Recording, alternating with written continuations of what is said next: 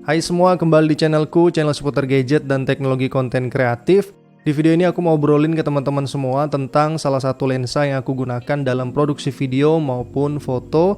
Dan lensa ini adalah lensa yang sudah aku gunakan selama hampir 1 tahun, yaitu lensa dari Canon 50mm f1.8 STM. Dan selama 1 tahun aku menggunakan lensa ini sudah banyak memberikan manfaat untuk berbagai produksi konten kreatif, baik untuk YouTube maupun produksi-produksi komersial yang sudah banyak aku buat selama 1 tahun. Mungkin untuk teman-teman yang sedang mencari lensa tambahan untuk kamera kalian perlu mempertimbangkan lensa ini, karena lensa ini juga termasuk lensa yang aku rekomendasikan. Nah, aku punya berbagai alasan mengapa aku merekomendasikan lensa ini, dan juga aku akan membagikan pengalamanku dalam menggunakan lensa dari Canon 50mm f1.8 STM. Tapi sebelumnya aku minta maaf karena aku nggak bisa tunjukin lensanya di tanganku, karena sekarang lensanya sedang aku gunakan dalam perekaman video ini. Oke, yang pertama yang aku suka dari lensa Canon 50mm adalah harganya, teman-teman.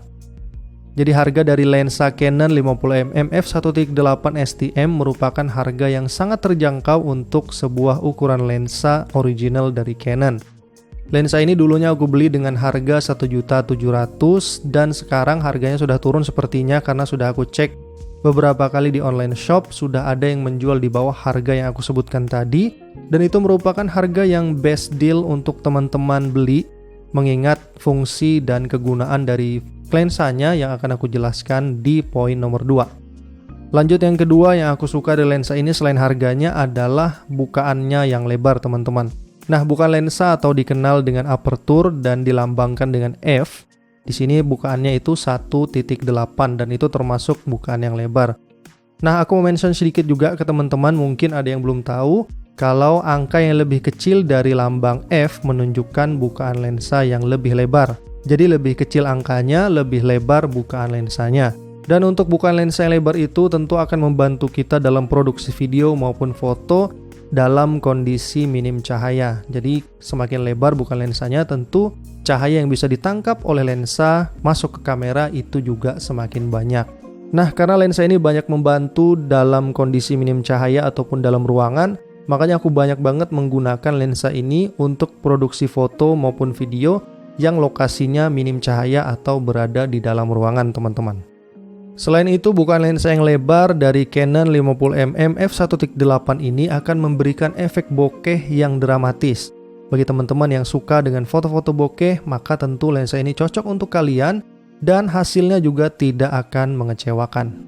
Selanjutnya, selain harga dan bukaan lensa yang lebar, Canon 50mm f1.8 ini juga menawarkan build quality yang bagus jika kita bandingkan dengan harganya, teman-teman.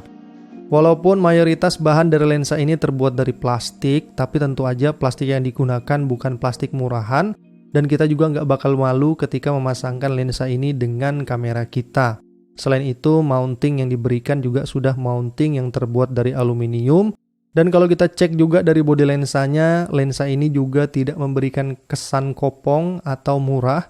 Jadi teman-teman nggak perlu khawatir, lensa ini masih sangat premium kalau kita pasangkan dengan kamera kita. Lanjut, yang aku suka dari lensa ini adalah fitur STM-nya, teman-teman. Nah, fitur STM ini sendiri merupakan fitur dari Canon. Nah, fitur STM sendiri, teman-teman, merupakan fitur dari lensa Canon dan menurutku ini fitur yang penting dan juga bermanfaat. Karena fitur ini menunjukkan lensanya tidak akan menimbulkan suara yang berisik atau bising ketika mencari fokus, baik itu manual fokus ataupun autofocus. Selain tidak berisik ketika pencarian fokus, Canon 50mm f1.8 juga akan terasa sangat halus ketika kita putar ring fokus dari lensanya. Dan terakhir yang aku suka dari lensa ini adalah adanya switch untuk autofocus dan manual fokus. Bagi teman-teman yang terbiasa dengan autofocus, teman-teman akan merasa dimudahkan dengan lensa ini. Dan bagi teman-teman juga yang menginginkan manual fokus, teman-teman tinggal switch ke manual fokus, dan itu akan membantu berbagai kondisi yang teman-teman perlukan untuk video maupun foto. Baik untuk fokus wajah, fokus pada mata, maupun touch to focus, lensanya tidak pernah mengalami permasalahan, teman-teman. Nah, itu tadi aku suka dari Canon 50mm f1.8 STM, dan itu juga merupakan kelebihan dari lensanya selama pemakaianku. Tentu selain beberapa kelebihan yang sudah aku ceritakan, lensa ini juga memiliki beberapa kekurangan maupun kendala selama pemakaianku teman-teman. Yang pertama itu adalah 50mm-nya. 50mm ini jika kita pasangkan dengan kamera APS-C, maka setara dengan 70mm, sekitar itu.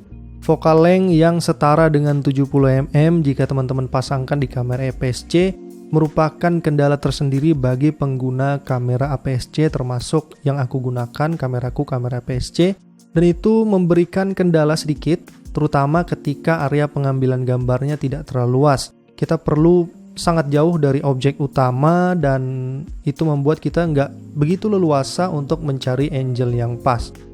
Seperti contohnya di video ini, aku perlu meletakkan kameraku lebih dari 2 meter untuk menghasilkan gambar yang teman-teman lihat sekarang. Nah, lanjut yang kedua, problem yang aku temukan dari lensa ini dan sedikit menyulitkan adalah tidak adanya image stabilization.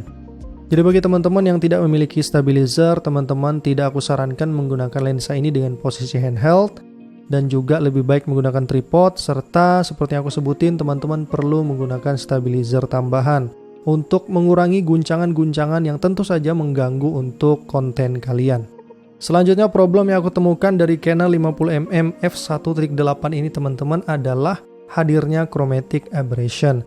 Aku nggak akan jelaskan lebih detail chromatic aberration di video ini, teman-teman bisa googling untuk maksud detailnya. Tapi aku akan mention sedikit kalau chromatic aberration adalah hadirnya bayangan halus berwarna merah, hijau atau ungu. Ini bukan makhluk halus teman-teman ya, tapi bayangan halus yang hadir di gambar kita. Dan itu cukup mengganggu, terutama bagi teman-teman yang terbiasa melakukan project wedding karena momennya nggak bisa diulang, maka teman-teman akan hati-hati dengan chromatic aberration ini. Tapi aku juga perlu mention kalau chromatic aberration-nya tidak sering terjadi, terjadinya sesekali di bukaan lensa paling lebar yaitu di f1.8. Walaupun chromatic aberration juga bisa diatasi dengan menggunakan editing software, teman-teman bisa cari tutorialnya di YouTube. Tapi menurutku aku juga perlu menyebutkan ini sebagai kekurangan, sebagai pertimbangan teman-teman kalau hal ini akan teman-teman temukan ketika menggunakan lensa dari Canon, yaitu Canon 50mm f1.8 ini. Aku juga sudah googling mencari penyebab chromatic aberration dari lensa ini dan aku menyimpulkan ini menurutku kalau chromatic aberration di lensa Canon 50mm ini terjadi karena bahan dari lensanya itu bukan bahan terbaik dari Canon. Ya itu wajar menurutku teman-teman karena harga dari lensanya sendiri termasuk harga lensa yang murah untuk lensa Canon. Jadi ya wajarlah kualitas bahan yang diberikan ke kita bukan kualitas terbaik. Oke, itu tadi kelebihan dan kekurangan dari lensa Canon 50mm f1.8 dan kekurangan kelebihan ini aku rasakan selama 1 tahun pemakaian. Lensanya masih awet sampai sekarang dan saat ini juga aku gunakan untuk merekam video ini. Semoga video ini bermanfaat. Like jika suka, dislike jika nggak suka.